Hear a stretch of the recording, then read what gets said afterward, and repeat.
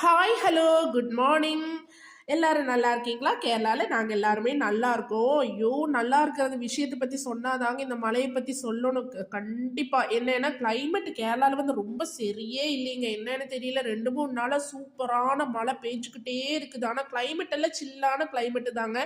ஆனால் வந்து என்னன்னு தெரியல, இந்த மாதிரி மழை பெஞ்சுக்கிட்டே இருக்கும்போது எல்லாத்துக்குமே வந்து உடம்பு சரியில்லாமல் ஆயிரும் இல்லைங்களா? அதனால வந்து சளி பிடிச்சிருக்குது, இருமல். அதனால வந்து பசங்கள்லாம் 2 நாளாக லீவ் எடுத்துட்டாங்க.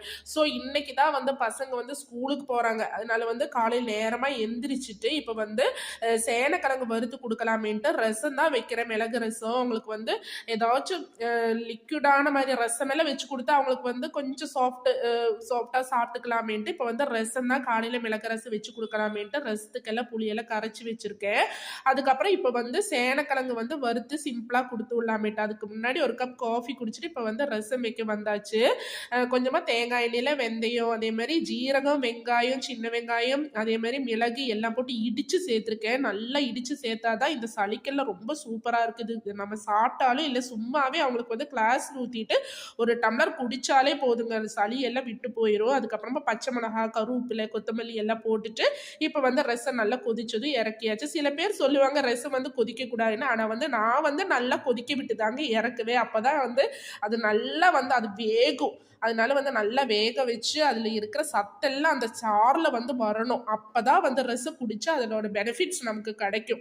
அதுக்கப்புறமா ரசம் எல்லாம் கொதிச்சுட்டு இப்போ வந்து ஆற வச்சுக்கிறேன் பசங்களுக்கு ஸ்கூலுக்கு கொடுத்து விட்றதுக்கு. அதுக்கப்புறமா வடகும் வத்தலும் குருவாயூர் பப்படம் இருக்கீங்க இல்லையா, அதையும் நான் பொரிச்சு எடுத்திருக்கேன் பசங்களுக்கு ரசம் கூட சாப்பிட்றதுக்கு ரொம்ப சூப்பராக இருக்குன்ட்டு.